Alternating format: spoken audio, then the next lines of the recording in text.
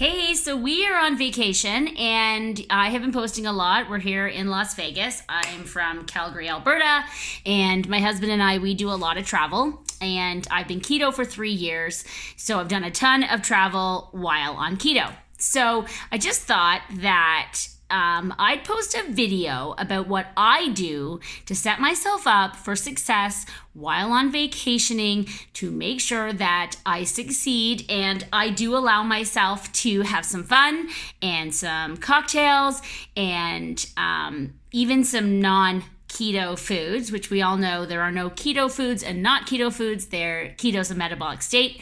So if I decide to eat my carbs in almond flour, that's okay, right? As long as my body stays in keto. But low carb is definitely a thing. So how do I keep myself low carb while I travel? I do a few things. One, before we book our hotel, I check the amenities. I make sure that there's a gym if working out is your thing, but it is for me. So I make sure there's a gym. I also make sure that there is a coffee machine. Coffee is important to me. So I make sure there's a coffee machine at the hotel I'm staying at, and that coffee's a thing. Because if you've been to Las Vegas, you know if you're on the Strip, you are definitely going down to a Starbucks, and all of the hotels have them, and you're going to get your coffee there, which we did that the other day. We ran a race here in Las Vegas, and we bought coffee on our way to get our rental car, and it was $11 for 2 coffees. So that's expensive. So I make sure that there is a coffee machine.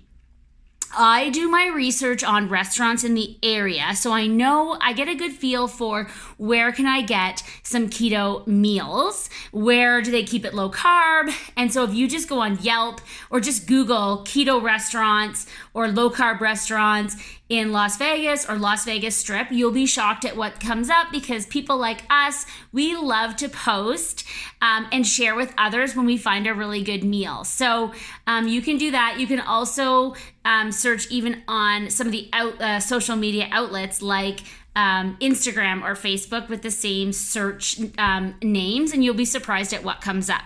So I always check before I come, is there restaurants in the area that I can go to? The other thing I do before I go is I do the GPS on the map, and I find out, is there grocery stores in the area that I can go to, whether we land a little bit earlier in the day and we can go and grab some snacks, or the day after. So for our trip here, we knew that off the Strip, actually it's brand new, we used to, because we've been to Vegas a lot, we used to actually rent a car and go all the way across town to the Whole Foods across, which is like a 20-minute drive. But now they have a brand new Whole Foods that's maybe 2 kilometers just outside of the Strip. So we went there on day 2 and we got some snacks, and we got unsweetened almond milk for our granola. I packed granola, by the way, which I'll get to next. But so we went to the health food store and we packed stuff that we can have at the hotel. So some snacks.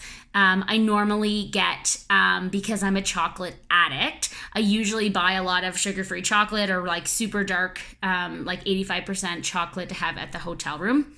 But I had a different plan this trip, but normally I do that. I pick up all my favorite stuff and I have it at the hotel room.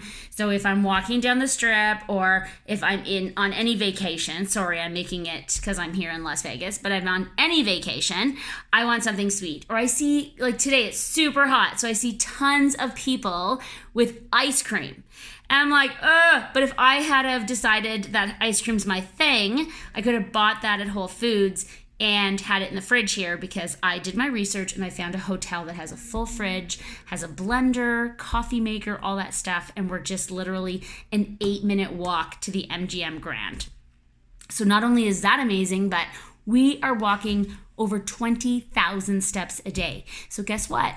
I'm not being so worried about keeping within a certain calorie, because we're doing so much walking. So you got to fuel your body for that.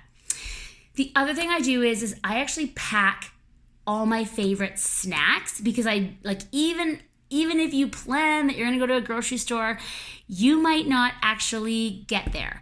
So I plan my snacks. So I brought a massive Ziploc bag of keto treats. I bought little packages of peanut butter. I brought keto bars. I brought jerky, meat bars. Trying to think of what else. Oh, I brought monk fruit sweetener so that I have that in my purse. You know how many times that when I've been out at a restaurant, I ask them for a skinny margarita with no syrup, just the tequila and the lime and the ice, and then I add my own stevia packet. So smart. I think the last thing I'll mention, that I do, and I think that you should definitely do, is don't be intimidated to ask your server. So if you go to a restaurant that you look at the menu and you're like, there's nothing I can eat here, they will accommodate you. Like 9 times out of 10, and I'll say that because maybe there is that one time out of 10 that a restaurant or a server's like, we can't make any accommodations.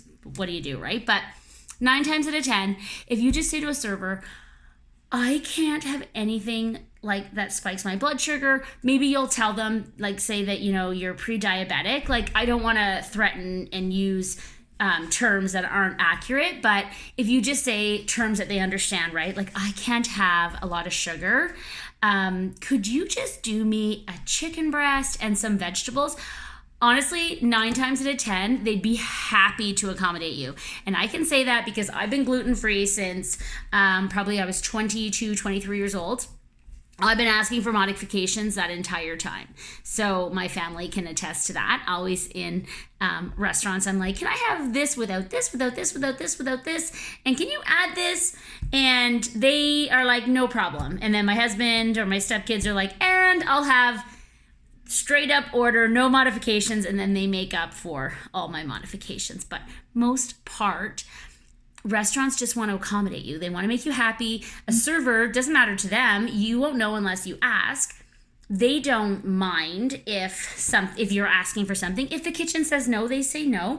And you know what? I've been to lots of restaurants where they're like, I will not serve you this because I know it'll ruin the integrity of the dish, but the chef said they'd be happy to prepare this.